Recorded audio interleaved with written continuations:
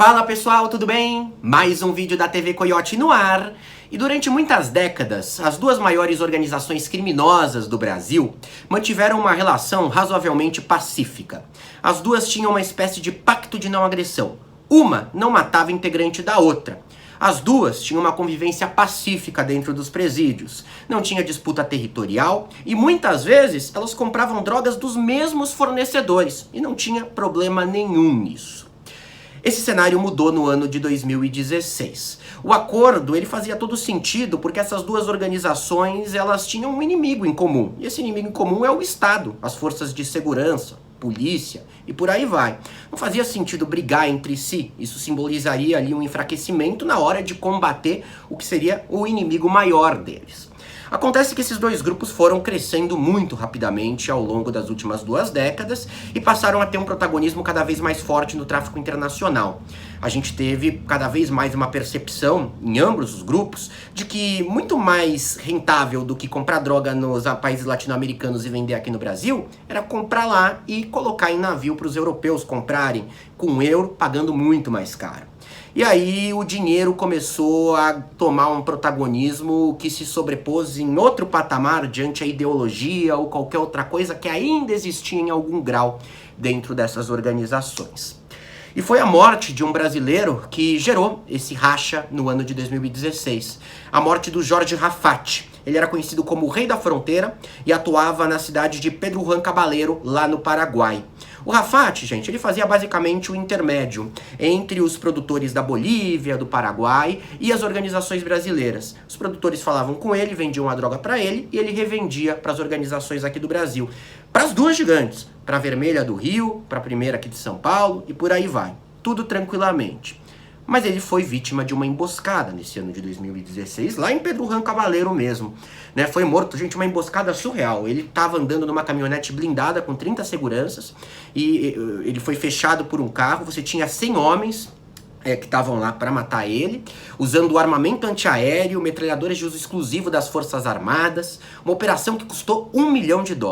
Ele foi morto. A ideia de matá-lo era basicamente acabar com esse intermediário, comprar direto com os produtores e aumentar a rentabilidade. Mais do que isso, se abriu uma porta também para você operar diretamente na produção. Ficar com toda a cadeia, de ponta a ponta, ok? A questão é que a morte do Rafati, ela teria sido comandada pela organização de São Paulo sem a concordância da organização do Rio de Janeiro, que entendeu essa movimentação como uma puxada de tapete. Ali a coisa ficou quente e o racha veio. Existem vários outros fatores que explicam esse racha, existem versões contraditórias a respeito dele. O que eu trouxe por aqui é a versão corrente mais popular. Tá? De que você teve como fator central o incômodo com um dos grupos ter matado o cara, ok?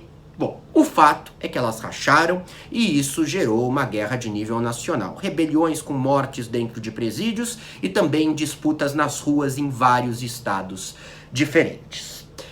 Assim, desde 2016, desde mais ou menos entre julho e outubro de 2016, quando esse racha se consolidou. Então, é uma situação que a gente tem hoje já há mais de 8 anos, já vão completar 9 anos. Só que essa semana começaram a sair umas notícias bastante esquisitas, em 2 lugares especificamente. Na coluna, primeiro, da Mirela Pinheiro, no jornal Metrópolis, né, que é um dos maiores jornais do país hoje já, e também no programa Domingo Espetacular da TV Record.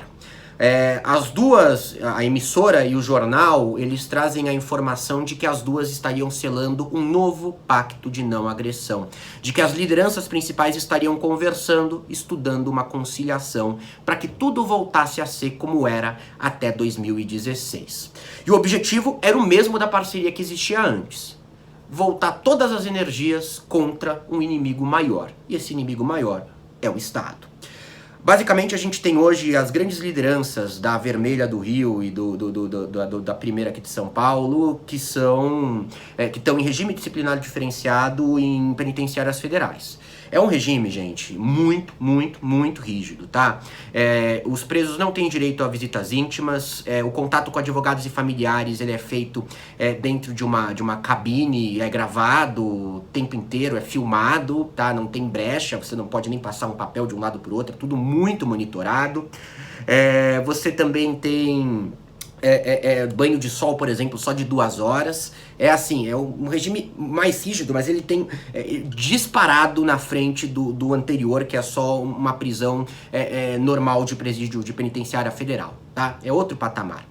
E essas lideranças estão nesse regime disciplinar diferenciado dentro dos presídios federais já há alguns anos. E isso tem 2 questões. Isso, primeiro, para a cabeça dessas pessoas é enlouquecedor. É desesperador do ponto de vista pessoal. E segundo, isso praticamente impede que você coordene e gerencie a sua organização enquanto está preso. Você não tem como fazer contato com fora. Toda vez que você teve alguma coisa, pegaram. Usando código, tudo, pegaram todas as vezes. Então, eles estão desesperados para sair do regime disciplinar diferenciado das penitenciárias federais. E aí, o que eles estariam discutindo, né? Segundo o que está, repito, na reportagem da Mirella, segundo também o que foi colocado pela TV Record. Vamos se juntar, acabou a guerra nas ruas, o governo vai adorar isso. E governo, gente, entendam o Estado, tá? Entendam, do Poder Judiciário até o governo federal, até todos os governos estaduais, né? Tudo. O governo vai adorar porque vai diminuir muito o número de disputas territoriais, tiroteios, bala perdida nas ruas, né? E em troca, eles dão pra gente um regime mais tranquilo. A gente não precisa ficar numa situação tão complicada de não conviver com ninguém, de não ter praticamente banho de sol, de não poder assistir televisão, não poder fazer absolutamente nada, não poder conversar com privacidade com os advogados. A gente consegue garantir um comando mais fácil para as pessoas que estão nas ruas, porque a gente aí consegue alguma brecha para se comunicar com o lado exterior, e por aí vai. Essa é a tese que é colocada por esses meios de imprensa. Essa é a tese que é colocada por esses meios de imprensa. E, gente, por um lado faz sentido. Faz sentido porque isso pode ter um reflexo na diminuição dos crimes nas ruas, tá? Boa parte dos homicídios que a gente tem hoje no Brasil, eles se dão em disputa territorial de organizações criminosas, não é latrocínio. Tem um monte de latrocínio, tem, mas roubo seguido de morte, mas boa parte se dá em disputa territorial. E boa parte ou os 2 grupos brigando diretamente, disputando terra diretamente, ou então grupos menores alinhados a algum dos 2 disputando terras, tá? Então tem um cabimento inicial, ok? Levaria, sim, provavelmente algum recuo na taxa de homicídios. Qual que é a questão que faz com que, pra mim, pelo menos, se crie uma espécie de suspeita com relação a isso que está sendo colocado? Vocês podem ver aqui, gente, o gráfico de homicídios, né, de mortes violentas no Brasil, desde o ano de 2007 por ano. Você pode ver, a gente teve um pico ali em 2017, 59 mil mortes, caiu até 41 mil mortes em 2019, tá? Percebam que até 2016 o número não era muito maior, não era muito menor, quando elas estavam alinhadas. Pelo contrário, era maior. A gente teve essa mega queda sem que elas ficassem alinhadas. Aí muita gente se pergunta por que caiu. Aí são vários fatores, várias discussões que explicam. Uma das coisas é que em algum grau você teve uma explosão de briga de facções menores e intermediárias, e aí isso levou a uma... Depois que isso aconteceu, a coisa se acalmou, a coisa se acomodou um pouco, tá? A cada uma se estabilizou mais numa área diferente e tudo mais, e teria levado a essa redução de homicídios. É uma das teses principais colocadas. Mas a gente olha pra isso, gente, em 2024 o número já caiu, tá? Em 2024 o número já foi de 38.722, ainda não tá no gráfico. Não é de se esperar que a mudança seja tão radical, né? Pode ser que aconteça o seguinte, o que justificava o grande índice de mortes até 2016 seria a briga entre os grupos menores. E com o rompimento dos 2 grupos maiores de lá pra cá, do Carioca e do Paulista, esses grupos menores se alinharam com eles. Então, apaziguar entre os 2 significaria também apaziguar a briga entre grupos menores. E antes, essas coisas, isso não viria junto, isso não vinha junto, porque não tinha aí essa ligação tão próxima. A Vermelha não tinha uma ligação tão próxima, por exemplo, quanto com algumas organizações do Norte e do Nordeste, tá? Pode-se colocar essa tese, gente, pode-se colocar essa tese também. Mas outro ponto que me faz ter bastante desconfiança com relação a essa informação é que a guerra foi muito pesada, ela tá sendo muito pesada de 2016 pra cá. Do nada, um acordo entre líderes, você vai falar pra toda a base que tá nas ruas, em todos os locais do país, olha, agora fizemos as pazes, acabou. Não precisa mais brigar. Sabe, depois de muito sangue dos dois lados, depois de muita gente que tá por exemplo, numa comunidade carioca, guerreando com integrantes de outra organização em outra comunidade, perdeu amigos, perdeu tudo, acabou. Porque vocês aí do alto querem. O potencial disso gerar um racha interno nas organizações, ele não é nada desprezível. Tá? O potencial de nem gerar um racha, mas de não pegar de verdade lá na ponta. A chance das organizações menores falarem, é assim? Então a gente a gente não quer mais vocês. A gente se vira sozinho aqui no nosso regional. Tá? A gente não precisa mais lutar, a gente não precisa mais da assistência do alto de vocês duas. Porque muitas vezes o que a gente viu, por exemplo, em cidades do norte, do nordeste, você tem duas organizações locais, aí uma se alinha com a do Rio. E aí a outra, para sobreviver, tem que se alinhar com a de São Paulo. E aí se alinha. Agora, se as duas forem obrigadas a fazer as pazes, pode ser que elas falem, então a gente não depende de nenhum de vocês dois aí no alto. Óbvio, tem uma dependência na distribuição de entorpecente, de tudo, né? Não dá pra você operar unicamente no seu território, mas não é algo tão de uma hora pra outra, tão óbvio assim, quanto tá se fazendo parecer, tá legal?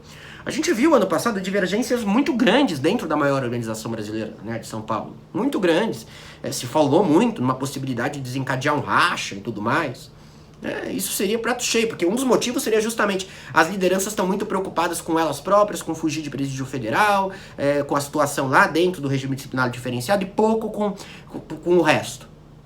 Né? Estariam sendo um pouco egoístas, o que tinha sido colocado. Aqui então seria algo nessa direção também, tá? E até que ponto seria interesse do governo algo desse tipo? Porque, gente, não vai diminuir roubo de celular, não vai diminuir latrocínio, não vai diminuir roubo a banco, não vai diminuir roubo de carga.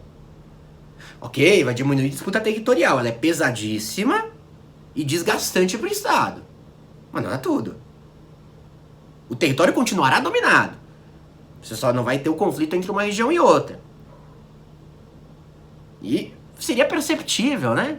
As duas fecham um acordo e de repente muda o regime de prisão dos líderes. Porque todo mundo vai ficar sabendo se mudar o regime. Se eles estiverem conseguindo mais visita do que antes. Todo mundo vai ficar sabendo. Não tem como fazer isso debaixo dos panos tão fácil assim, não. Tudo filmado. Então, gente, pode ser verdade? Pode. Não me parece que seja o caso. Pelos motivos que eu listei aqui. Dê sua opinião aí embaixo, tá? Mas está sendo colocado aí quase como uma certeza pelo três maiores jornais do país hoje, Metrópolis, né? Levando em consideração o volume de acessos e tudo, né? do ponto de vista por texto, e pela segunda maior emissora de televisão do país. Então, assim, precisa ser colocado em pauta, né?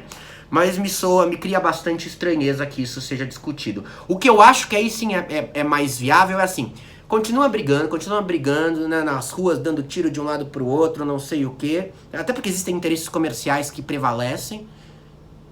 Né? Existem divergências que são meramente comerciais, elas não se solucionam com um pacto como esse. Ok? Então, mantém tudo lá, mas no aspecto de contratar advogados, do ponto de vista de entrar no judiciário, para tentar mudar o regime penitenciário federal, aí a gente se une. Aquela coisa de frenemies, né? Amigos e inimigos ao mesmo tempo. Se usa muito isso na área, principalmente no setor de tecnologia. Então, por exemplo, você tem um streaming, né? A Amazon é rival da Netflix. As duas são rivais no ramo dos streamings. Mas a Netflix usa a nuvem da Amazon. É um bom negócio para as duas. Guerrear numa ponta, na outra ficar tudo bem. Tem muito mais coisa de frenemy aqui do que de uma nova união e de voltar aos velhos tempos de pacificidade entre as duas, que não eram tempos em que o país era tão mais pacífico quanto muita gente fica pensando, tá? A coisa esquentou, foi feia, a guerra é feia, principalmente dentro do sistema penitenciário, mas também não é que a gente saiu ali de um mundo maravilhoso e em 2016 entramos na situação atual, ok? Eu vou seguir atualizando vocês, acompanhando isso aí. Qualquer questão, comenta aqui embaixo. Abraço a todos e até a próxima.